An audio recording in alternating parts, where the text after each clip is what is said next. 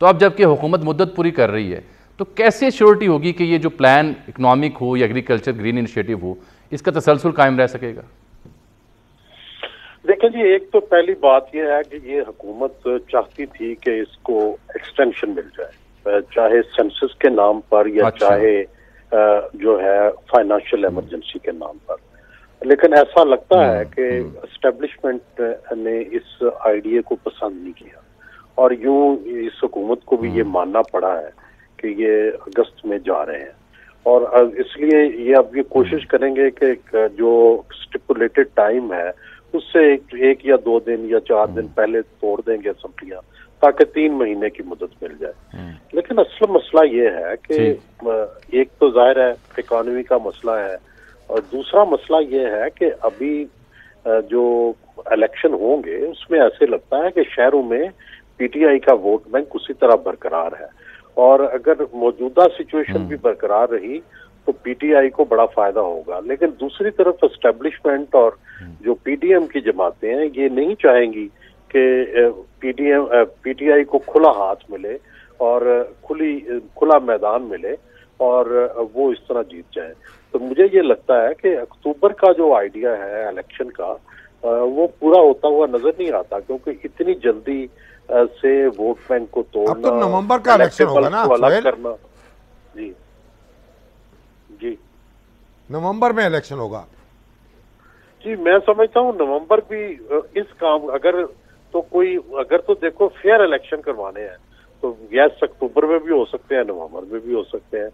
लेकिन जाहिर है अगर उससे पहले कोई आपने पॉलिटिकल गेमिंग करनी है जिस तरह 2018 में की गई, जिस तरह पीटीआई के हक में बंदे तोड़े गए, जिस तरह से उनके नून के बंदे जो हैं वो अलग किए गए, क्या उस तरह की गेम होगी? अगर तो उस तरह की गेम होनी है तो फिर टाइम थोड़ा है, फिर जो है वो पीटीआई एडवांटेज में रहेगी इस थोड़े टाइम से। और इसलिए मुझे ये लगता है तो सुहेल साहब यही मेरा आपसे सवाल है कि अगर अपनी मर्जी की पिच बनानी है तो उसके लिए वाकई वक्त कम है, तो अगर वक्त ज्यादा चाहिए हो तो उसकी फिर क्या तरकीब होगी? क्योंकि ना तो ये मरदमशुमारी और ना फाइनेंशियल इमरजेंसी वाली बात बनी है। सुप्रीम कोर्ट से इजाजत लेनी पड़ेगी और सुप्रीम कोर्ट चाहे जस्टिस काजी फैज ईसा की हो, चाहे जस्टिस बंदयाल की हो, चाहे जस्टिस मंसूर अली शाह की हो, जस्टिस तारक मसूद की हो, वो सारे आइन के बड़े पाबंद हैं और आइन को मानने वाले हैं। तो मुझे नहीं लगता कि सुप्रीम कोर्ट इसकी तोसी देगी और हुकूमत के पास क्या उसका सोल्यूशन होगा कि वो सुप्रीम कोर्ट से तोसी लिए बगैर या सुप्रीम कोर्ट को कैसे कन्विंस करेंगे तोसी के लिए। तो फिर अगर इलेक्शन करवाने हैं तो इसका मतलब यह है कि पीटीआई जो है वो उसका रिस्क लेना पड़ेगा, वो मेजॉरिटी में भी आ सकती है, वो थोड़ी सी कम सीटें भी ले सकती है, लेकिन एक बड़ी ताकत के तौर पर वो सामने आएगी। तो ये वो सारे मसाइल हैं जिनका अभी सोल्यूशन नजर नहीं आता। मुझे लगता है कि अब जो पूंजी है वो पीडीएम के हाथ से निकल के एस्टेब्लिशमेंट के हाथ में जा चुकी है। अब अगली केयर टेकर सेटअप भी उनकी मर्जी से होगा, चाहे वो अगर फर्ज करें कोई इकोनॉमिक मैनेजर लाते हैं, रजा बाकर आता है या कोई और इकोनॉमिक मैनेजर आता है, तो इसका मतलब ये होगा कि थोड़ा प्रोलॉन्ग करेंगे वो ताकि इकोनॉमी को सेट कर सके। और अगर कोई पॉलिटिकल आदमी आता है तो तब भी ये सवाल खड़ा होगा कि पॉलिटिक्स मैनेज होगी। तो ये वो सारी चीजें हैं जो अभी खुलेंगी जिस दिन जो हुकूमत के जाने से पहले। सुहेल साहब, एक यहाँ इस्लामाबाद में काम रहा ये है कि अगर वो सियासी आदमी आता है तो फिर मतलब है 60 से 90 रोज में इंतखाब हो रहा है, और अगर कोई इकोनॉमिस्ट आता है तो फिर इसका मतलब है गेम लंबी है। नहीं, मेरा ख्याल है दोनों सूरतों में गेम तो इन्हें लंबी करनी पड़ेगी, या फिर ये तैयार रहे इस रिस्क के लिए कि पीटीआई भी आ सकती है।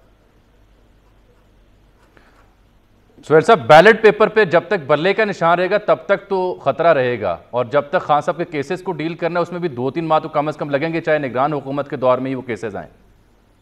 देखें जी, बैलेट पेपर से आप बल्ला हटा नहीं सकते, नहीं तो फिर उस इलेक्शन की क्या अहमियत होगी। देखें, आप डिले तो कर सकते हैं, लेकिन जब भी आप इलेक्शन कराएंगे, इलेक्शन में इस तरह का अनफेयर प्ले जो है ना वो नहीं चलता। आप इलेक्शन से पहले तो गेमिंग हमेशा करते हैं, 1971 में भी की आपने, 1970 में भी की आपने, 88 में भी की आपने, 90 में भी की आपने, 93 में भी की, हर एक में होती रही है। तो वो एक्सेप्टेबल है, लोग उसको एक्सेप्ट कर लेते हैं।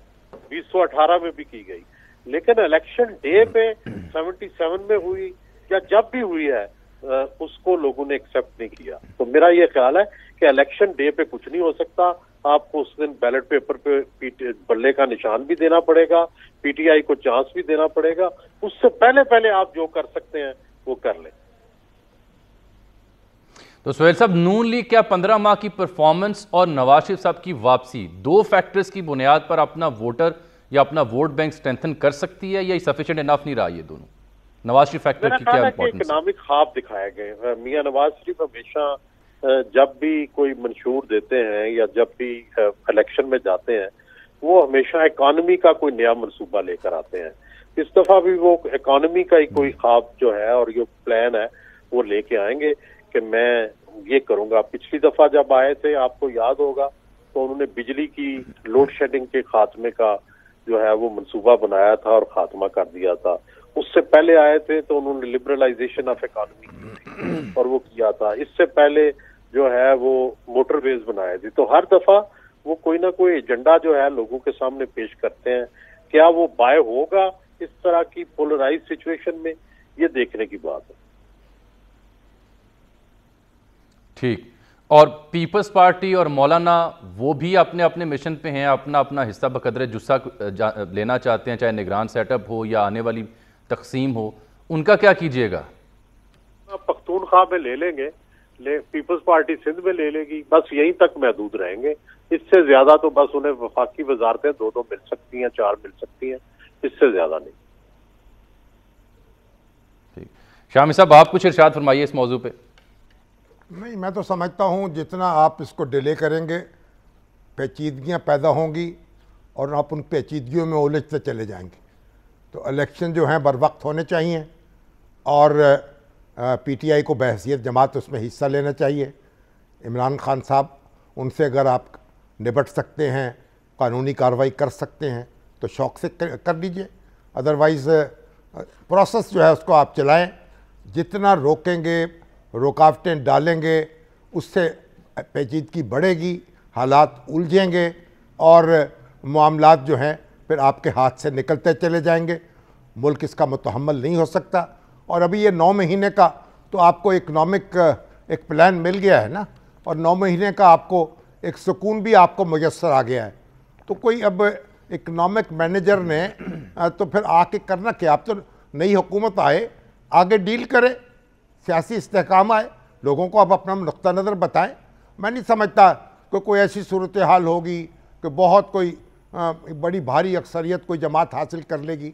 बड़ा मुकाबला होगा, कांटे का मुकाबला होगा और हर एक को मौका मिलना चाहिए, लोगों को भी मौका मिलना चाहिए। जिसको चाहें चुने, जिसको चाहें इक़्तिदार में बिठाएं, जिसको चाहें इख्तिलाफ में बिठाएं। सुहेल साहब, हम पिछले 1 साल से तकरीबन सुन रहे हैं कि नवाज शरीफ साहब वतन वापस आया चाहते हैं जब से इनकी हुकूमत आई।